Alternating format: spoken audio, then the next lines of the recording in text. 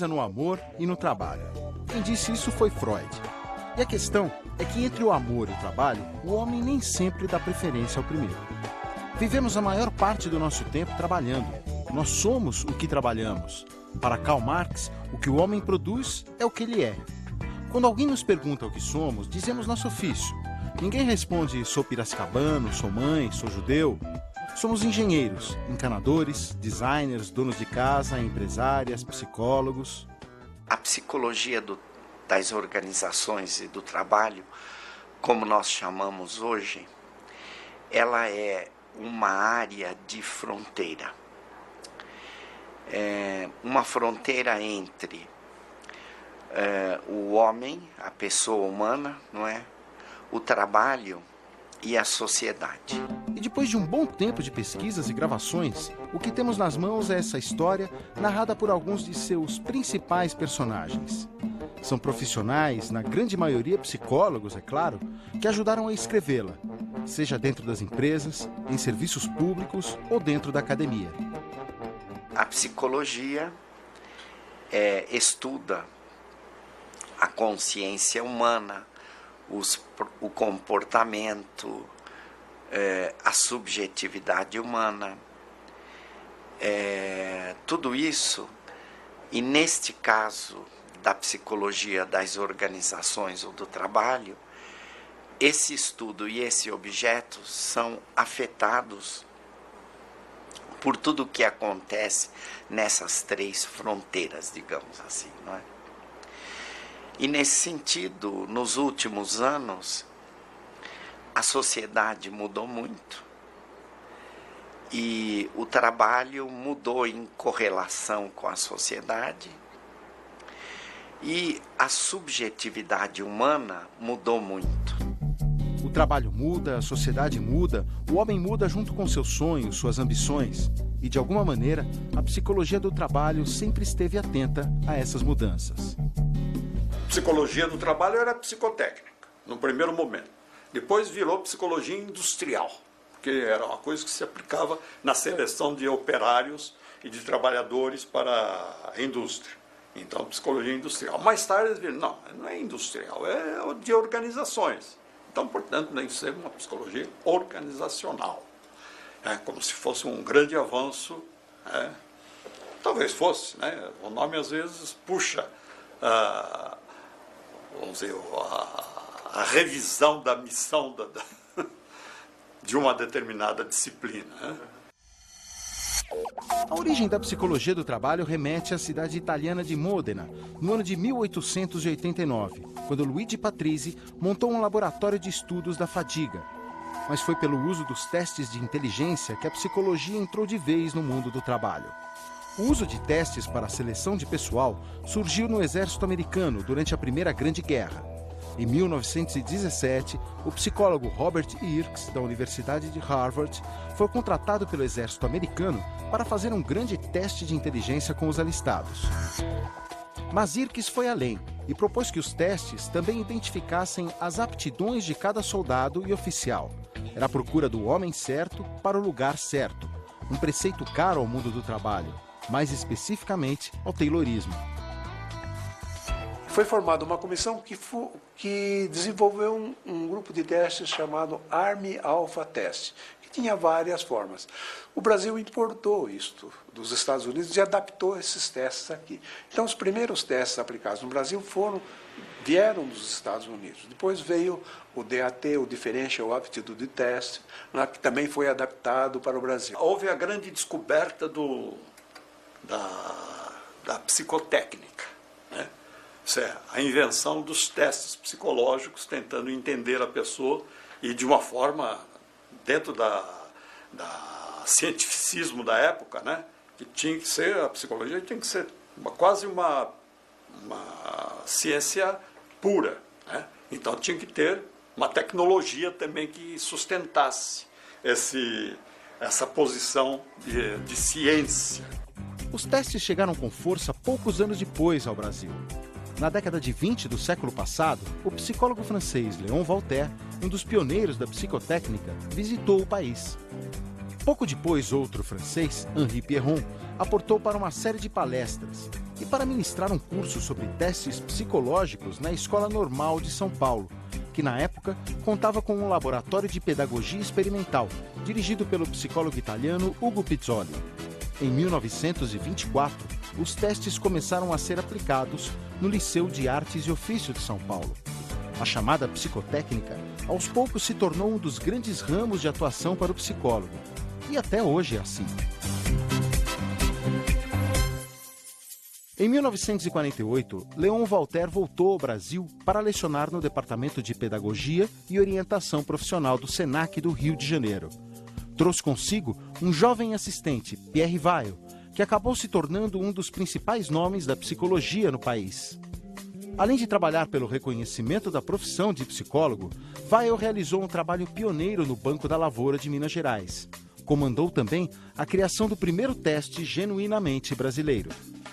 Desenvolveu um teste chamado INV, Teste de Inteligência Não Verbal.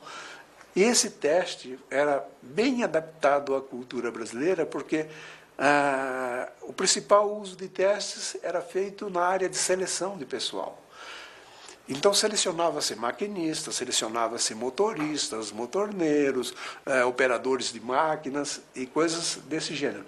E a formação escolar dessas pessoas eram bem precárias. Então, você tinha que ter um teste de realização, um teste onde o sujeito pudesse desenvolver uma atividade prática e não remetesse as respostas às perguntas do teste ao nível de escolaridade que o sujeito tinha.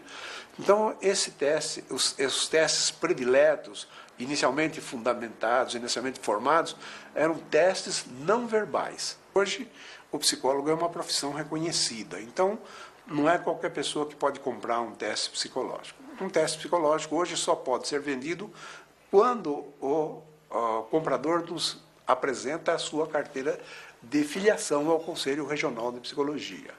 Então, os testes são de uso exclusivo dos psicólogos. Em 1927, os princípios tayloristas seriam questionados pela psicologia. É o ano da experiência Hawthorne. A direção da fábrica Western Electric, situada no bairro Hawthorne, da cidade de Chicago, Estados Unidos, contratou uma equipe de Harvard, chefiada por Elton Meyer, um médico especializado em psicopatologia. O objetivo era estabelecer se havia ligação entre a intensidade da iluminação na linha de montagem e a produtividade dos operários. Mas a experiência foi muito além disso. E mais do que estudar o poder das lâmpadas, Meyer concluiu sobre a importância de fatores psicológicos sobre a produção, como o reconhecimento, a valorização do trabalho e o sentimento de grupo. E acabou descobrindo que o importante não eram as condições, resumindo, não eram as condições físicas do trabalho, mas sim as condições humanas, especialmente de relacionamento e especialmente mais ainda de relacionamento entre direção e trabalhador, entre supervisão e trabalho. E a partir daí, então, ele descobriu a importância que durante muito tempo se falou, que era das relações humanas. Quando o psicólogo se centrou no início da sua atividade na tarefa de fazer seleção, ele estava fazendo um trabalho de portaria, mas não sabia o que acontecia com as pessoas que entravam e que ele selecionava, o que acontecia com elas lá dentro. Então o psicólogo, atento a isso, ele abriu os olhos e falou, não, temos que entender lá dentro, não só entender o indivíduo, quero entender também o grupo onde ele está e entender o conjunto da obra, vamos dizer assim, que era a empresa onde ele estava, onde ele ia ser alocado. Então, essa evolução deve ter se passado em cada empresa e de acordo com cada psicólogo que estava lá, de acordo com a força que ele dispunha para fazer essas mudanças também, porque nem sempre era permitido. Eu te contratei para fazer seleção, faça seleção. Te contratei para fazer treinamento, faça treinamento, ou o que seja. E só mais tarde que começar um ou outro a entrar nessa coisa não sei se é maior ou não, mas que para mim é mais realística, que é a de entender o conjunto da coisa. Porque o trabalho não é o trabalhador e empresa, né? Ele está lá dentro, ele está envolvido, né? Está informado, vamos dizer assim, por aquilo tudo que está em redor dele. Durante muitos anos, a psicologia caminhou entre essas duas vertentes, a psicotécnica e o trabalho dentro das organizações ligado à gestão dos recursos humanos. Mas veio a década de 80, veio o processo de redemocratização, a nova Constituição e o fortalecimento dos movimentos sociais. A organização dos trabalhadores trouxe à tona, entre vários pontos fundamentais, a questão da saúde do trabalhador. Nesse movimento, a psicologia acabou achando um novo espaço de reflexão e atuação. Ser psicólogo, né? Ser psicólogo nessa área, que é uma área que cresceu muito, ela começou com seleção, começou com recrutamento. Aliás, Taylor, né? Que não era psicólogo, já dizia, né? O homem certo no lugar certo, on the best way, quer dizer, já é algo antiquíssimo, né? Quer dizer, essa área que começa de forma restrita, né, nos moldes da engenharia, nos moldes do militarismo, ela cresceu muito.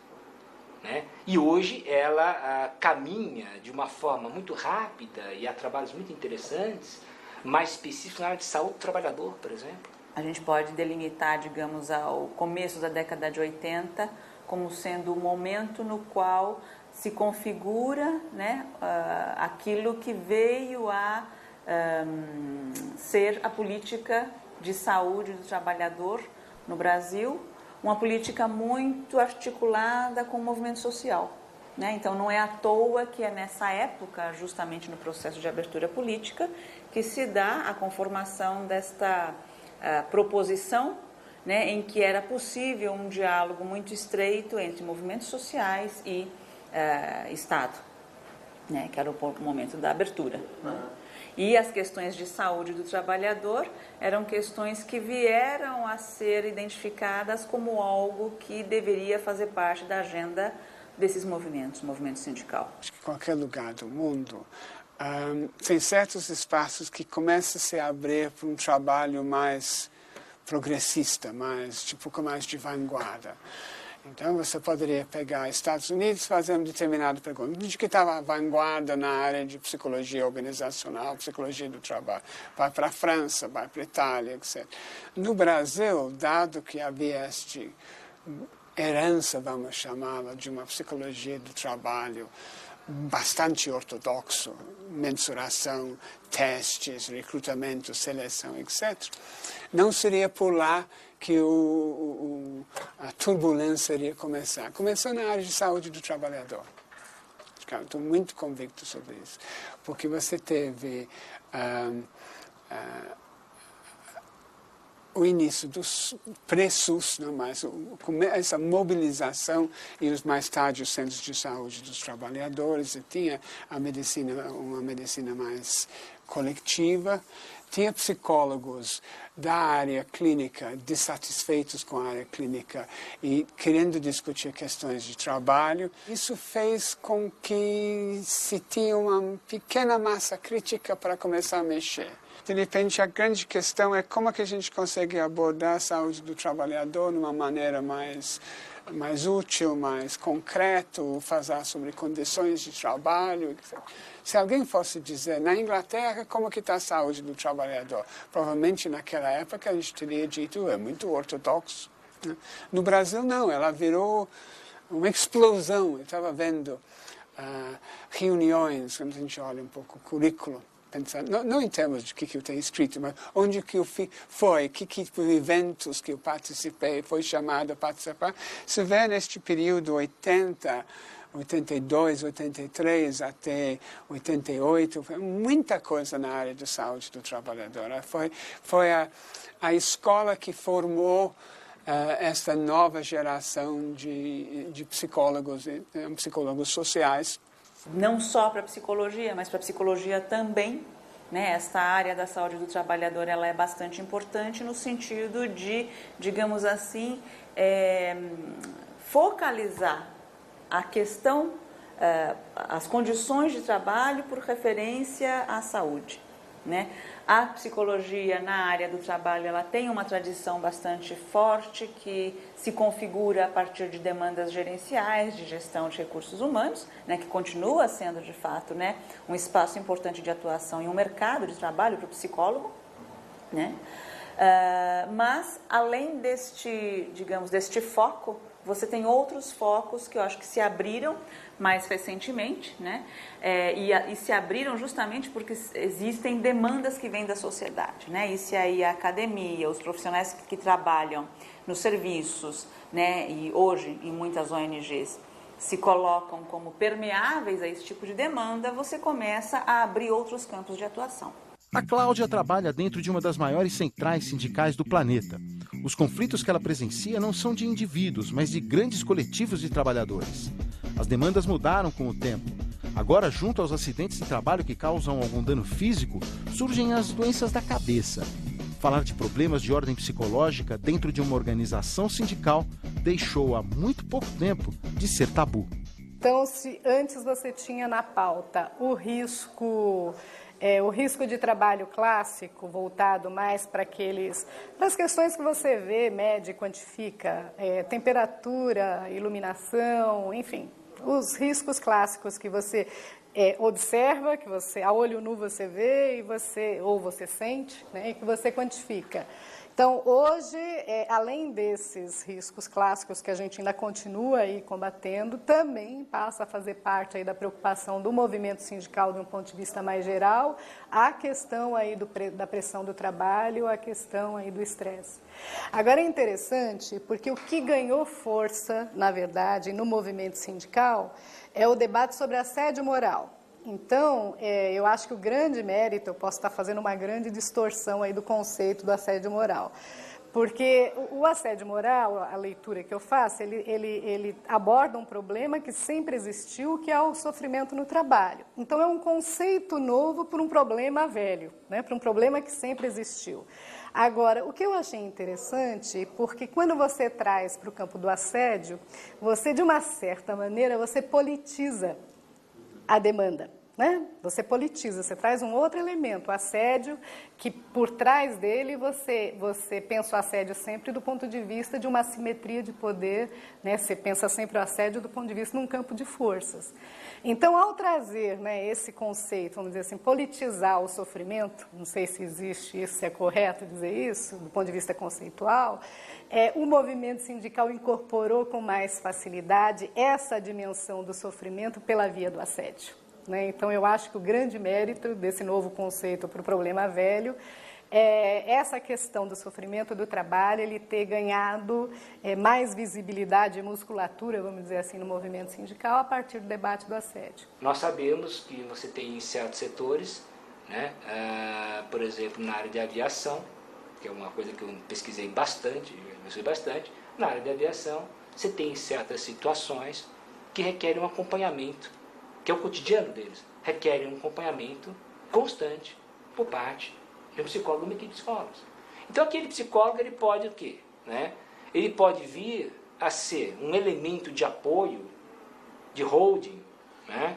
E inclusive de reflexão, né? Que propicia uma reflexão para aquela pessoa, para que ela supere certas demandas, né? Um ambiente altamente desgastante em vários setores, né? Inerente à profissão,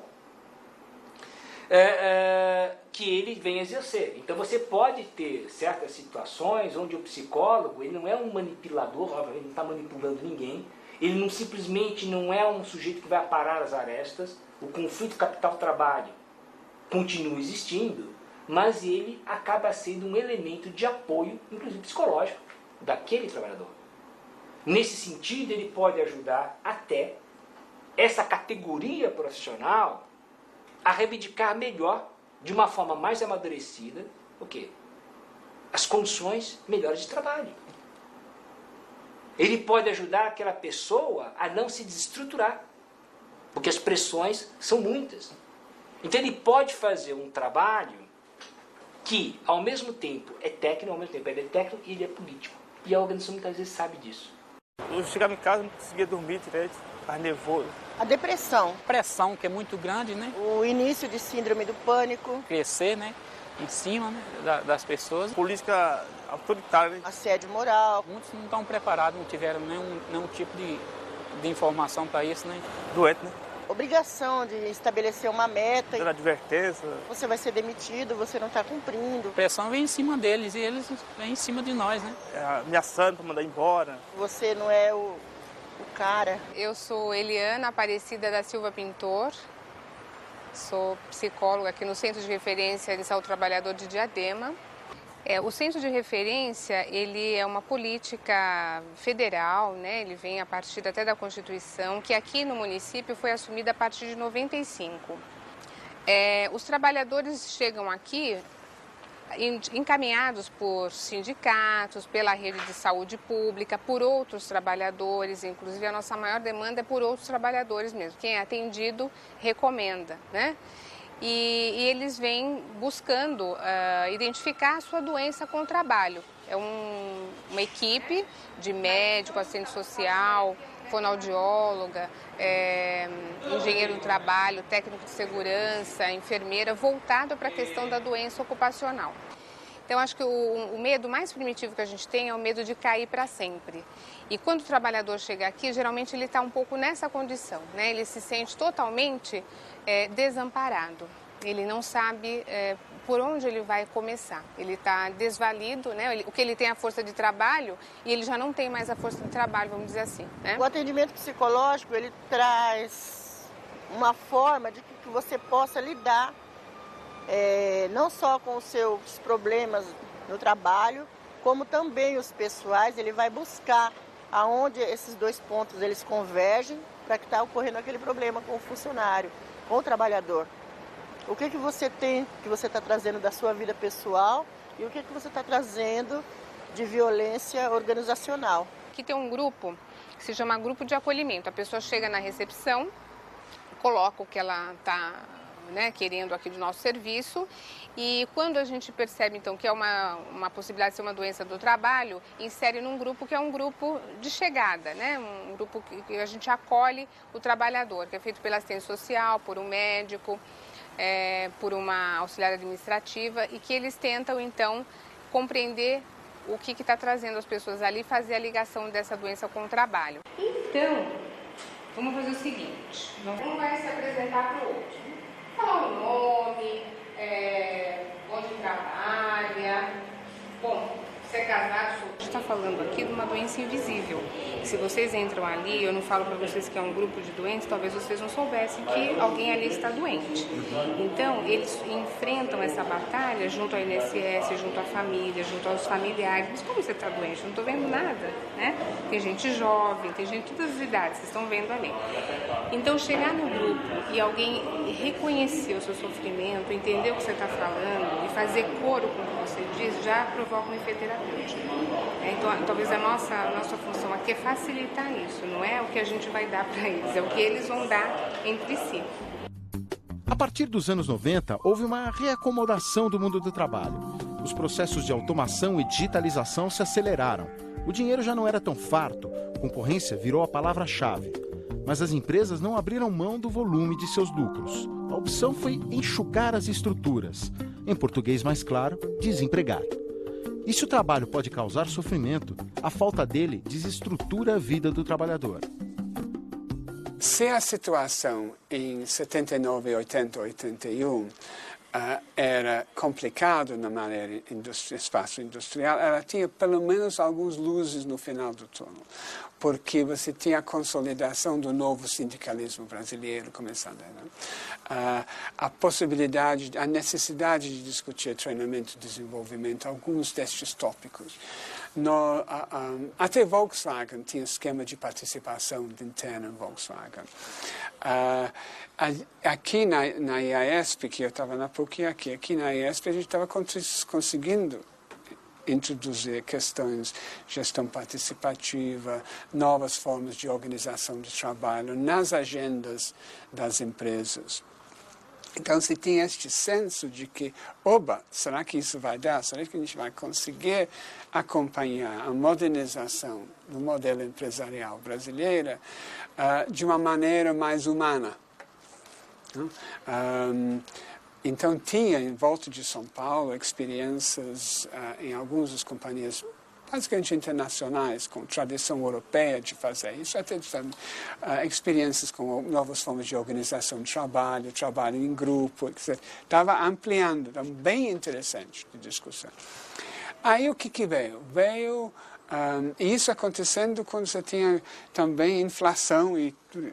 O que veio? Veio aquela guindado de mudança empresarial, de abertura de mercados, redução drástica de custos, outsourcing, terceirização, e literalmente de um dia para outro, pessoas estavam na rua. A psicologia,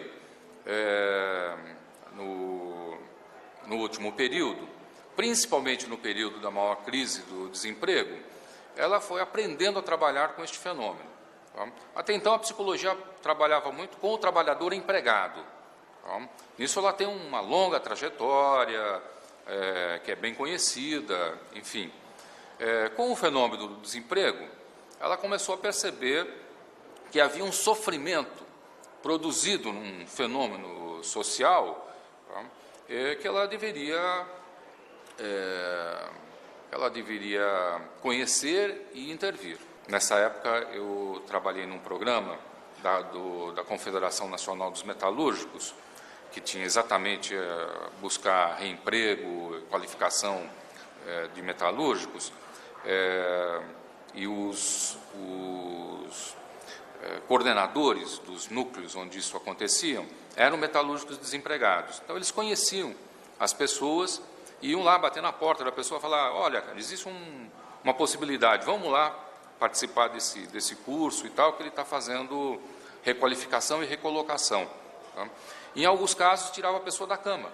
O cara estava tão deprimido que ele não levantava. Tá? Ficava prostrado. Tá? Então, era uma situação que era uma situação grave. Tá? O psicólogo foi aprendendo a trabalhar com isso. Entre outras coisas, aprendendo a lidar, manejar com o estigma do desemprego e, por outro, com um mito que é produzido ideologicamente, que o trabalhador desempregado toma para si a culpa do desemprego.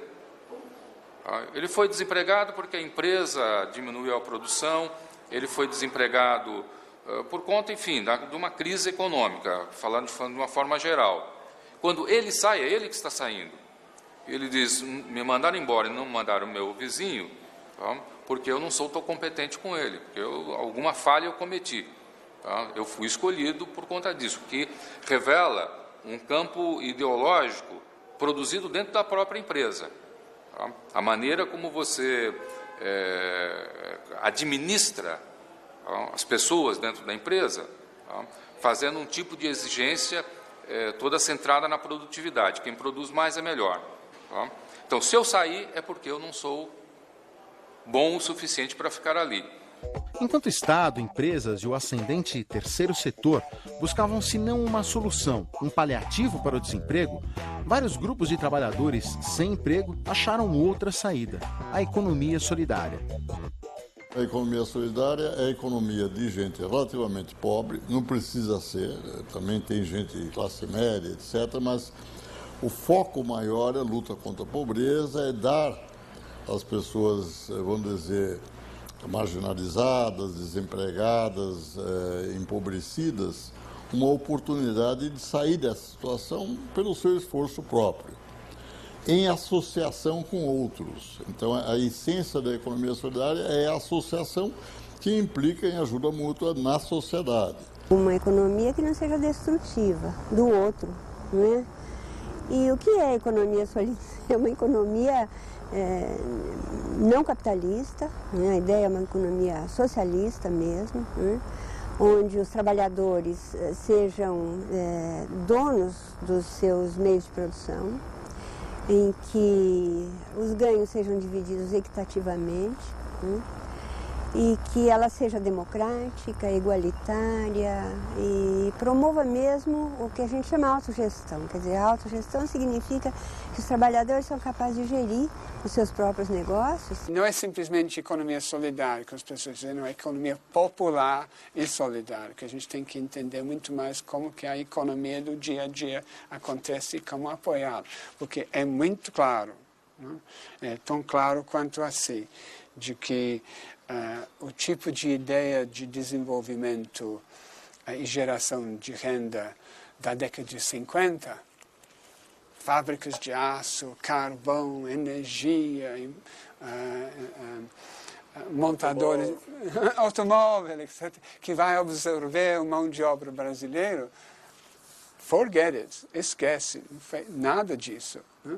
Você vê o custo de cada posto de trabalho gerado na indústria automobilista, é o tipo de dinheiro que você tem que garantiria o sucesso de uma pequena agência de microcrédito durante um ano, que poderia alimentar e articular a renda de uma comunidade. Então, obviamente, simplesmente, não é uma questão ideológica, simplesmente os números dizem que a gente tem que achar outros caminhos. Esse movimento da economia solidária possibilitou repensar muito qual é essa relação, quais são essas relações de trabalho que são, digamos, dignas, né?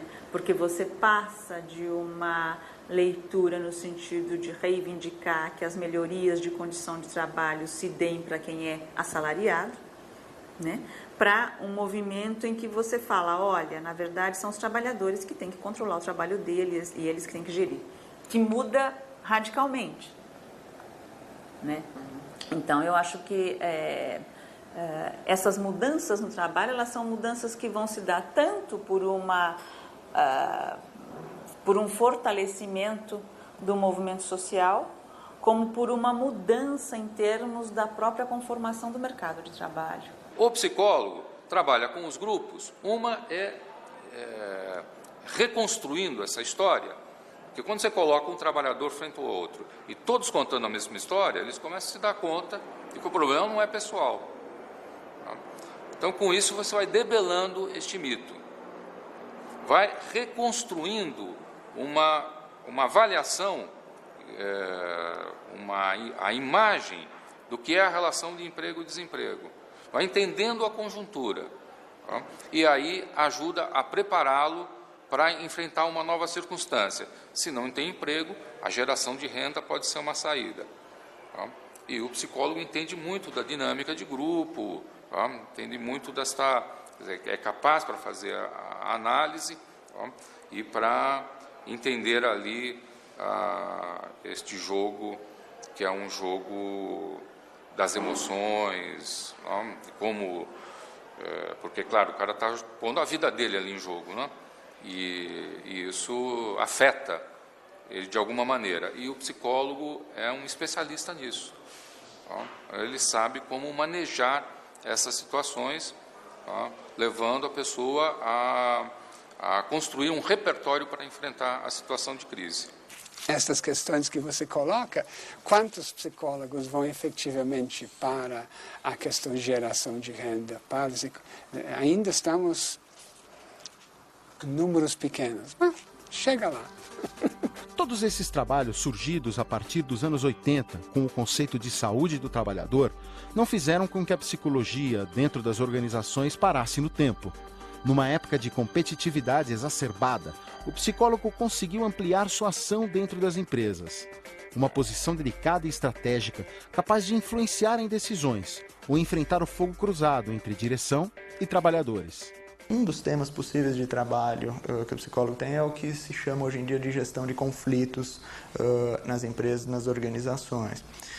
É interessante esse tema porque, se a gente acompanha ao longo dos anos, muita coisa já mudou em relação à percepção que as empresas, as organizações tinham sobre conflitos.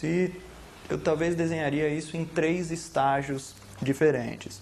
No passado, o conflito era visto como algo a ser, enfim, execrado, extinto, enfim, vamos acabar com qualquer possibilidade de conflito dentro da organização ou de qualquer discussão dentro da organização, porque isso atrapalha a produtividade. Talvez, num segundo momento, mas nos últimos 30 anos, passou-se a parar de querer, enfim, acabar completamente com os conflitos e passou-se a entender o conflito como algo inexorável que sempre estaria presente no dia a dia das organizações e que, enfim, o psicólogo, enfim, a área de recursos humanos poderia ajudar a amenizar isso, enfim, antevendo algumas questões. E mais recentemente, na verdade, em muitas situações o que a gente vê é o próprio conflito sendo estimulado no sentido não negativo do tema, mas no sentido positivo de que diferentes ideias, diferentes perspectivas podem render soluções mais criativas, né? O conceito da diversidade levado para dentro das organizações no sentido de ouvir e ter pessoas de backgrounds diferentes, com pontos de vista diferentes, tem cada vez sido mais estimulado a ser trabalhado para que a partir do conflito evoluções possam surgir, né? O empresário, ele percebe a necessidade do psicólogo em momentos de crise, normalmente quando ele faz uma reflexão sobre ele próprio. Nesses momentos ele chama o psicólogo focado no trabalho para mais uma conversa, uma discussão, um olhar para ele próprio. E nós temos aí um tipo de trabalho que é o coaching. Então, já praticamente 5 anos, tem uma grande demanda por psicólogos que são focados em negócios para atuar como coaches, como treinadores desses executivos. E aí você tem uma situação que ela beira um processo terapêutico, só que há limites para isso. E é isso que o profissional tem que estar atento. O psicólogo tem que estar atento para dar o apoio ao empresário sem tornar o processo de coaching um processo terapêutico. Quem, como eu, escolhe ir para trabalhar dentro das organizações, quer seja, enfim, como funcionário da organização, quer seja como prestador de serviço, a gente faz uma escolha justamente por atuar nessa mediação entre o trabalhador e a organização. E o nosso grande papel é buscar ações que possam convergir os interesses de um e de outro. Isso, adianto, não é fácil, enfim, tem questões, muitas vezes até, enfim, epistemológicas que separam, enfim, o patrão e o empregado e o trabalhador, mas o desafio é a gente encontrar até onde é possível chegar e construir linhas de convergência. Eu costumo dizer que o nosso papel é buscar construir relações de reciprocidade, onde ganha o trabalhador e ganha a empresa com o trabalho desse profissional. E aí, para construir essas relações, a gente tem diversas alternativas, mas talvez esse sempre seja o eixo condutor da visão do psicólogo que está dentro das organizações. Você tem que ser um aliado tanto da organização quanto um aliado do próprio colaborador. Você também precisa entender os anseios do colaborador, né? E ser o ponto de equilíbrio nessa relação. Esse é o nosso papel. E o psicólogo, que faz parte desse corpo de profissionais, ele é um contratado da empresa, ele também precisa ter esse papel de mediador. Muitas vezes defendendo a categoria perante ao empresário e encontrando formas de demovê-lo, se realmente os colaboradores estiverem com razão. Ou fazendo o papel inverso, se o empresário está com boas intenções, ele também precisa trabalhar a cabeça dos colaboradores que às vezes não entenderam a linguagem, não entenderam a razão. Esse é o nosso papel, eu compreendo isso, que não é um papel passivo, não, pelo contrário, ele é um papel de muita atuação. Então você vai ter várias organizações e você terá, sem sombra de dúvida, vários tipos de psicólogos, com funções diferenciadas, não é? Por isso que eu repito, né? Essa área é uma área na qual você tem que aprender a renunciar. Né? Você tem que aprender a pegar o caso e falar, não, eu não vou. Eu posso ter flexibilidade, eu posso entender a posição da organização, mas eu não abro mão dos meus princípios. O meu compromisso é com a ética, o meu compromisso é com o ser humano antes de mais nada. Embora quem pague meu salário seja a organização. Nem todas as empresas estão preparadas para ouvir o que o psicólogo tem a dizer. Muitas vezes elas nos chamam os psicólogos, uma expectativa de que o psicólogo simplesmente prescreva uma solução que é de total interesse da empresa, uma solução quase que cosmética, uma solução paliativa. E muita gente chama, por exemplo, você, André, pode fazer uma palestra motivacional para ajudar a gente? Não, enfim, não existe isso. Eu posso fazer um trabalho que vai ajudar nas relações, mas, enfim, um trabalho tem que ser aprofundado. Acho que o psicólogo tem uma habilidade inquestionável em relação a outros profissionais, que é a habilidade que a gente tem de fazer um bom diagnóstico, de enxergar muito bem a situação e os diversos elementos que compõem um determinado, enfim, fato, um determinado eixo, né? Esse diagnóstico, Eduardo, é que, a meu ver, é o papel principal do psicólogo para ele poder, depois, sim, prescrever uma solução efetiva. Mas sem esse diagnóstico, as chances do trabalho e da ação serem simplesmente ações cosméticas ou de modismo são muito grandes. De uma maneira geral, a psicologia se especializou em trabalhar em grupos interdisciplinares. E na relação com o trabalho e com as organizações não é diferente. E na parceria com profissionais de outras áreas, a psicologia entra com sua escuta diferenciada, explorando aspectos que passam ao largo da medicina, do direito ou da economia, por exemplo. Eu me formei na Faculdade de Medicina da USP meio sem saber o que um psicólogo exatamente fazia. Eu me lembro que eu tinha uma visão muito de leigo, assim, falando, puxa, eu não posso me expor muito aos psicólogos, né? Porque eu não sei como é que eles interpretam as coisas que nós falamos, então eu tinha um pouco essa visão de um psicólogo. Quando eu comecei a trabalhar na área de saúde do trabalhador, aí foi meio que automático. Por quê?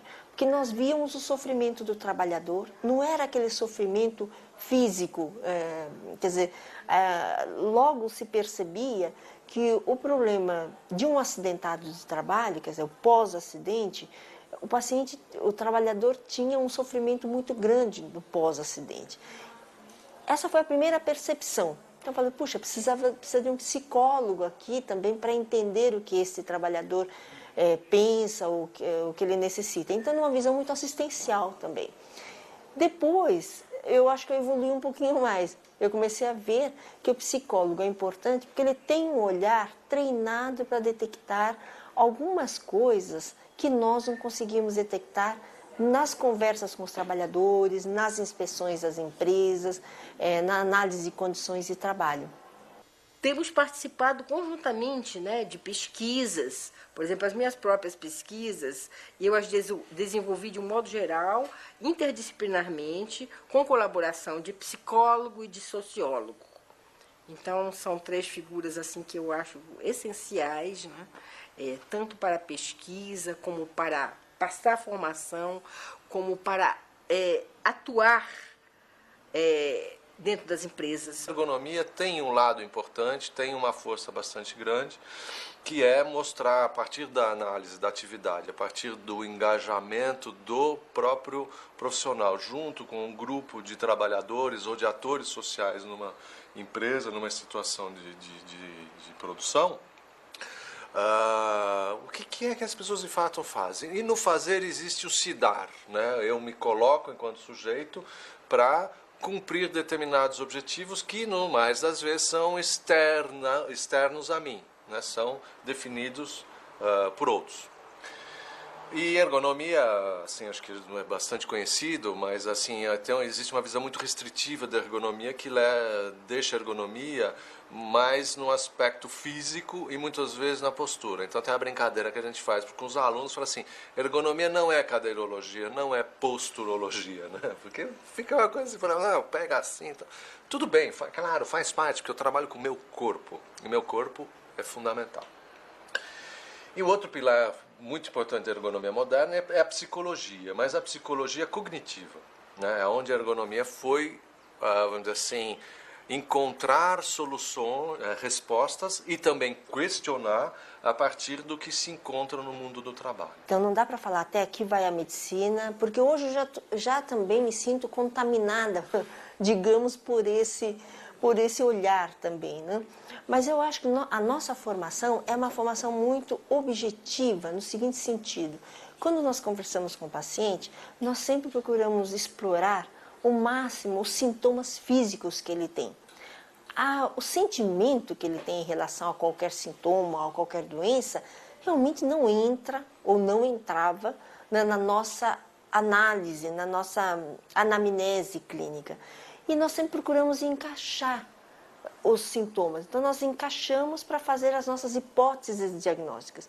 Isso continua válido, isso eu acho que é importante, esse método, essa sistematização que a gente aprende na medicina, eu acho que é bastante importante.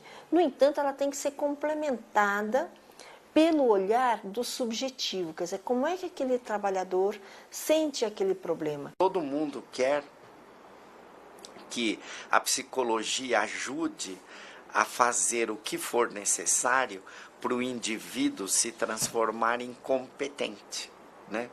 Para ele se motivar, para ele se comprometer, não é? Para ele se comunicar bem, para ele interagir bem com os outros. O trabalho dignifica, alegra e muitas vezes adoece o homem. Em um lugar como São Paulo, onde trabalhar é quase sinônimo de viver, esse estilo de vida faz com que as tensões e conflitos aumentem de maneira exponencial. A psicologia deve estar atenta a isto e deve estar preparada para se adaptar aos novos tempos, que nunca param de chegar. Porque o que contamos aqui foi um pouco da história da psicologia organizacional e do trabalho, mas uma história que não para aqui.